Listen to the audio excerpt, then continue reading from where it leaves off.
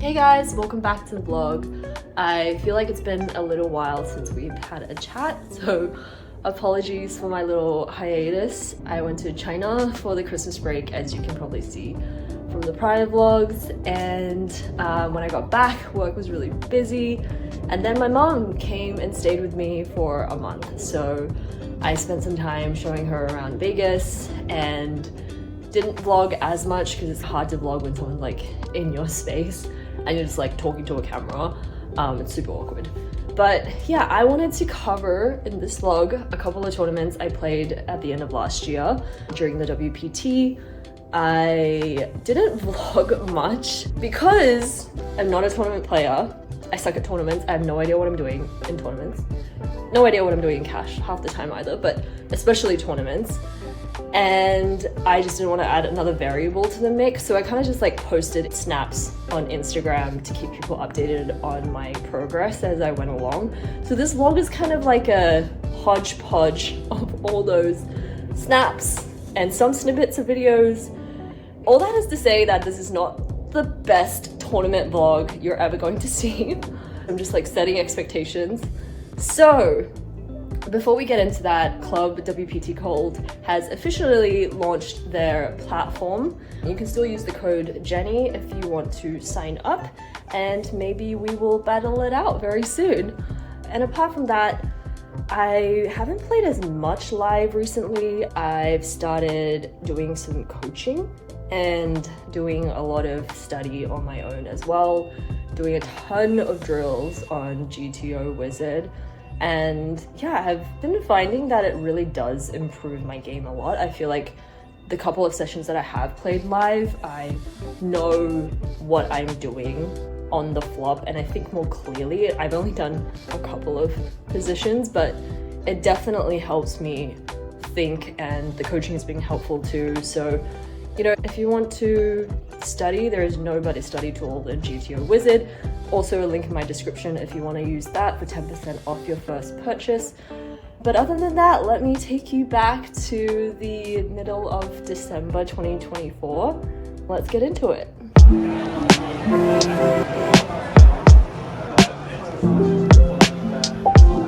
Okay guys, am I going to hell for this? So I was running late for registration. I went to the wrong place and they told me that I had to go to the registration desk. So I'm walking there and they stopped me and they said, there's this guy in the scooter, he's going there as well, can you take him?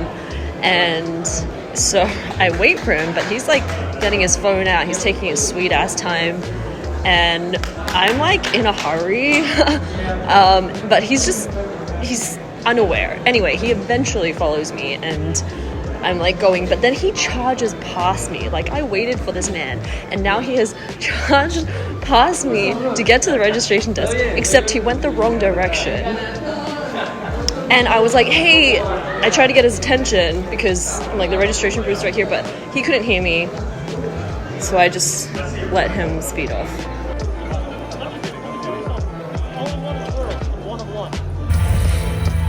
For the World Poker Tour, Freeroll, sponsored by Club WPT Gold. Somebody is playing for $1 billion. That will be the top prize.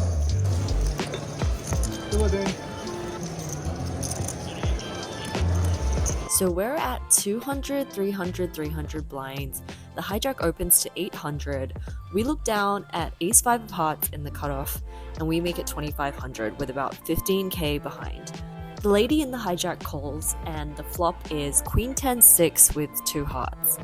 Now she donks 6,500, which is huge. It's a weird spot since we don't really have much fold equity if we jam, but we just have too much equity to fold right now. I guess you could also call, I suppose.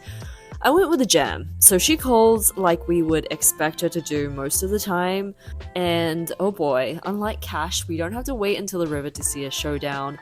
We turn over our cards, and we are shockingly a decent favorite as our opponent has King Jack with the Jack of Hearts, which is one of our outs, but hey, now we just gotta hold since we have Ace High against the 10 outs of our opponent. The turn is the 8 of Diamonds, and the river is the Deuce of Clubs.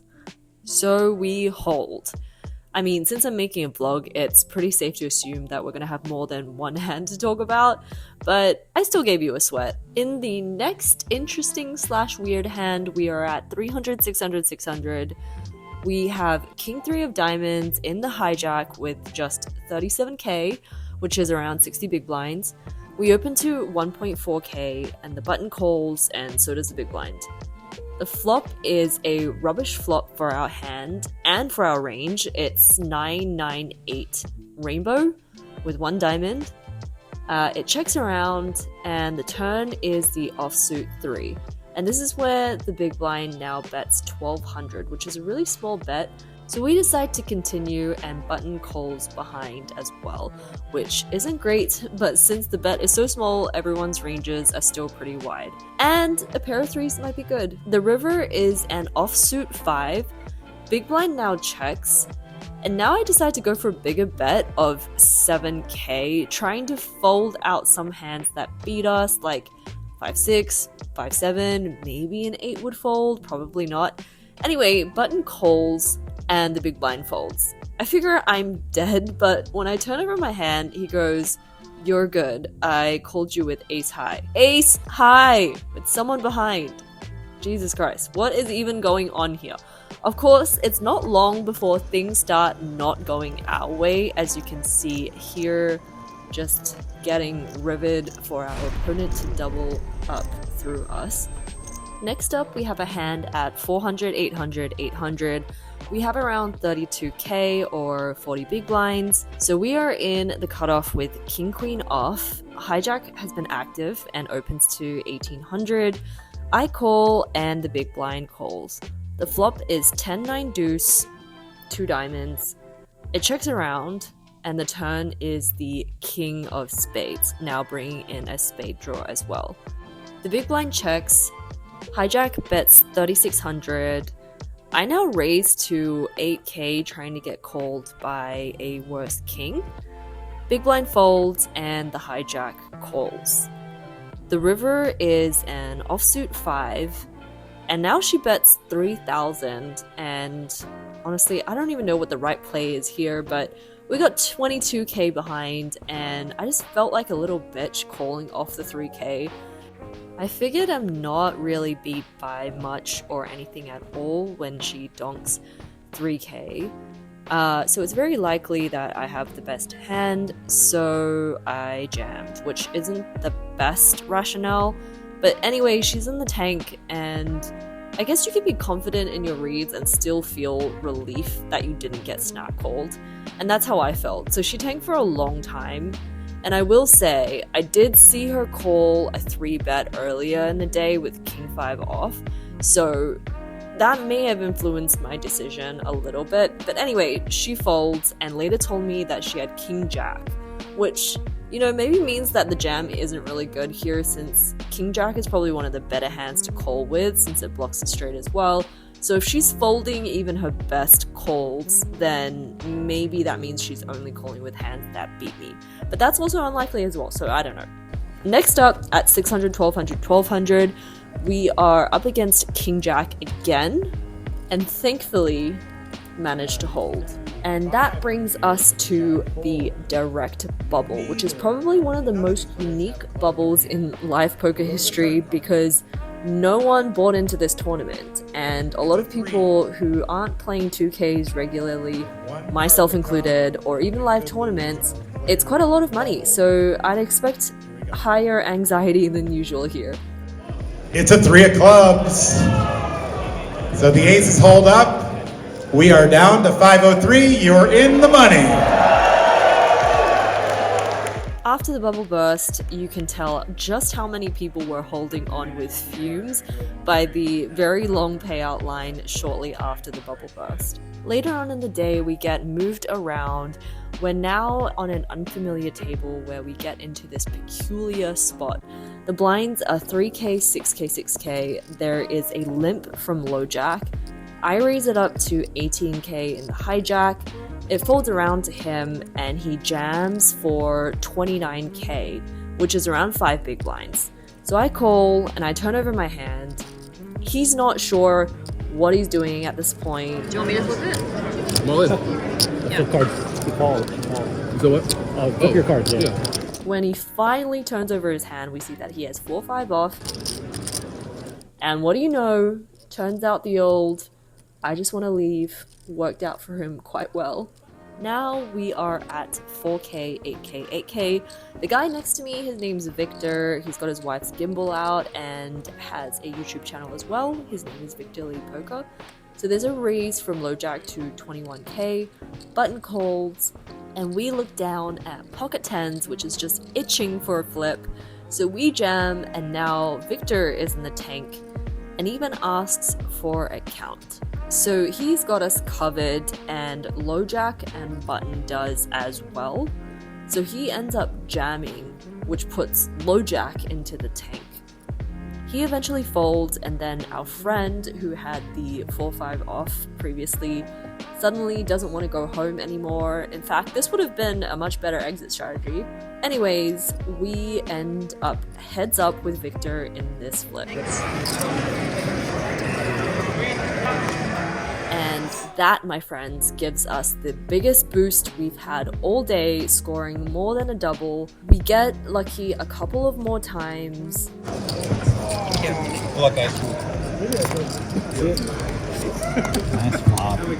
Then we get moved again and find a lucky penny. Okay, so ever since I picked up $1 at the airport in 2019 during my very first Vegas poker trip and banked third in a Venetian tournament, I'm not ashamed to admit that if I ever see a coin during a poker trip, I pick it up. So on this table, we also get a seat next to Poker Mama, aka Casey Mills, for a bit, and then we have the massive chip leader also on our left, limiting our ability to make moves. We chip down a bit, avoiding a super precarious spot where we escape going broke but are left with 10 big blinds. Then we score a double. Honestly, I can't remember what the hand was and what the action was or anything. We win a few small pots and then end up playing this hand against the massive chip leader on our left. And then shortly after, we made a move on a shorter stack, jamming all in with pocket nines. Phew, we avoided a flip with that hand, which is a win for us. And then we couldn't win our flips for a little bit, so we fell to below average for the last few levels of day one. But we did survive with about 12 big blinds and also picked up 2 bounties for the day. But unfortunately, we drew the lowest bounty for both of them, which was $500 each. As we headed into day 2, which was a 10 a.m. start the next morning, the atmosphere was completely different to day 1 with only a few tables remaining. I'm in probably one of the craziest EV spots I'll ever be. There are 50 people left fighting for $1 million up top, which means I have a 2% chance at $1 million, maybe even more considering that this was a free roll. Before long, we score a knockout with pocket 10s versus queen 8 all in pre, which means we pick up another mystery bounty, and this now puts us above average, which is always a great feeling. We then encounter the situation where we min-raise under the gun and get jammed on by big blind for 13 bigs. Maybe this is a call, but I just felt in this tournament that people are probably on the tighter side this deep, so I decided to let this one go. I don't know, maybe that was a mistake. Anyhow, people were dropping like flies. We went from 50 to 43 in just a few short minutes. And it was at this point that someone tapped me on the shoulder. I turned around and it was a lady who had just busted. I didn't catch her name, but she was super sweet and told me that it was her very first live tournament, which is insane that she ran so deep. She told me how great it was to see me still in and would cheer me on as I was the last woman standing. So now we got to win it for me and for her. And we're in a great spot to become one of the biggest stacks as early position jams for around 800k which is about 16 big blinds. We have him covered as we look down at pocket queens in the big blind. Ace 5 folding.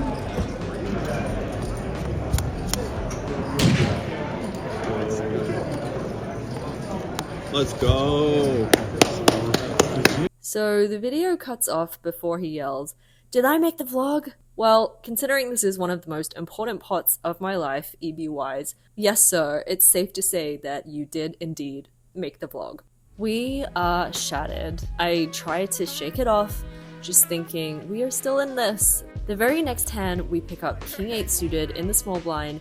We have about 5.5 big blinds, so we are in there for our tournament life. Big blind looks down at 10 deuce, and he's about to fold, but then changes his mind saying, "Let's make Doyle proud." Oh boy. Oh my god. And just like that, we are out in 29th place. We don't even want to think about how much cold hard cash those two back-to-back hands were worth. We're sick to our stomach, but hey, we got one more bounty to draw, and the top bounty remaining is still 100k. And we draw another 500, adding salt into our wounds. However, we've got no time to lick our wounds as the Ladies Championship is starting, and we do not want to miss this. Because I guess the tiny silver lining was that if we had made day 3 of the free roll, we would not have been able to play the ladies event. So now it's time to put our meager $7,500 from the free roll to good use. Unfortunately, we couldn't get much going with our first bullet, quickly busting that, so we enter again. And here we have a very interesting hand, and this is a spot I would probably play differently if it wasn't a ladies event. So we're at 200, 400, 400, and we have around 30k. We pick up pocket queens on the button. Hijack opens to 1,000. Cutoff raises to 3,000. So generally in these spots, pocket queens is raising, but in ladies events, I find that 3-betting ranges are generally tighter. So I decided to just flat. Queens is still good a lot, but if I raise to like 9k, I'm not sure there are a lot of hands that I beat that would call a 4-bet out of position. So I flat called and the hijack calls as well. The flop is a beauty as we flop the nuts on queen 5-6, 2 diamonds. Hijack checks, cutoff now bets 6,000. I call thinking there's plenty of ways to get it all in the middle, and since she's betting, I'm going to say that aces and kings are probably going to go for another bet on the turn. And if she has ace king, obviously we want her to keep bluffing. The hijack folds and the turn is the 8 of clubs, bringing in a club draw as well. She bets 12k, and with only 21k behind, we go all in. She doesn't love it, but still puts in the call. The river, honestly, I don't even remember what the river was. All I remember was that she had pocket aces and the river was not an ace. We go on a bit of a heater for a while, and then this wild hand happens. So we have just over 200k at 2k, 4k, 4k. We are under the gun with pocket nines. We open to 8,000. Small blind and big blind both call. The flop is 8, 3, 3, 2 clubs. They both check and we bet 12,000. Small blind folds and big blind calls. The turn is an offsuit 7. Big blind checks and we bet 20k. She now raises to 80k, so again, this is not standard play by any means, but in the moment, I felt like it was a really strange raise. Like, if Big Blind had a 3, she most of the time would have wanted to raise the flop, so that there's a better chance of getting all the chips in the middle. Honestly, it kind of felt like an 8 or 8-7 specifically, and maybe it was a spot where she didn't know what to do, causing her to overplay it. In any case, she put me in a really tough spot. I could call, but I just thought, would this person call if she has an 8? And I jammed. I thought so. So I jammed for about 180k, and she snaps me off, tabling 8-7. The river is not an 8 or a 7. I don't recall what it was. All I know is that we've now got over 100 big blinds. Deep in day 1, our good friend Mikio, who has a similar stack to us, gets moved to our table, and as you can see here, she was thrilled to be sat to my right. I look like I'm doing a bit of a fist pump here, I don't know what's going on. It was close to the bubble and the end of day 1. I was about third in chips and the biggest stack on my table, and this is when I realized that it mattered very little what I had. I could just apply a ton of pressure being the chip leader at my table. There were times where I just jammed any 2 pre and on the flop a lot as well. It's a big difference between making the money and not, and middling stacks certainly don't want to bust out before the people with a couple of big blinds, so I just kept doing it while we were on the soft bubble. And this is what ended up giving me the chip lead as we bagged for the day. Honestly, I was overjoyed. I had never bagged a chip lead in a tournament before going into the final day. It felt even greater that my friend Mikio was still in the running as well. Day 2 started and we were a little unfortunate to get the second biggest stack on our left, but we ended up changing tables a bunch of times. Nothing too exciting happened. Our stack stayed about the same until we ran jacks into aces for about 20 big blinds, doubling someone up and losing half of our stack in the process to bring us to below average for the first time on day 2.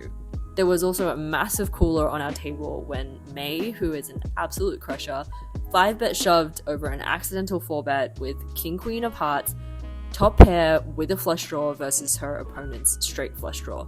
The turn brought the sickening 8 of Hearts, completing the straight flush draw and knocking May out. At this point, Mikio and I are both still in and we are on the same table again. I was thinking how awesome it would be if we made final table together, but it was a brutal slog. No one was dropping for hours, almost like we were fighting for the same goal or something. And then this happened. The blinds are 20k, 40k, 40k, and I'll just let you read if you want to pause this, but pretty crazy double knockout, which brings us to the final table bubble. Mikio and I are still in. Did we make it? Yes, we did. Well, one of us looks happier than the other. And so the battle continues. Unfortunately, Mikio busted in 7th, but we gotta keep battling for the both of us. And shout out to my friend Gus for capturing some of the action. He also has his own YouTube channel. Soon we are down to 5-handed play, and at this point we are one of the shortest, just trying to hold on. We finally pick up a jammable hand in Ace 3. Big Blind snaps us off, and we are glad to see that we have Big Blind dominated, and the board runs out clean. Now we're card dead for a bit, which is dangerous at these stack depths, and then before you know it, it's another jammable hand in Queen 8 suited on the button.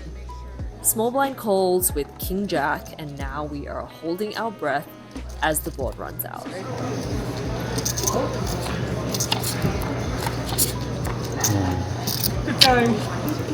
Sigh. It's never fun to bust, but I got a super sweet round of applause from the spectators. Congratulations, Deep Run. Congratulations on a deep run! Exactly. Is this like your first you did great. or something? And overall, I'm just super grateful for 2 deep runs back to back. Not to mention, I got some pretty decent options for my photo on Hendon Mob. Just kidding. So that wraps up our little foray into the world of tournaments. I'm glad I was able to piece together some of it to share with you guys. I probably won't be playing any more tournaments until the WSOP, which is actually coming up really soon. As always, thank you guys for watching, and I will see you in the next one.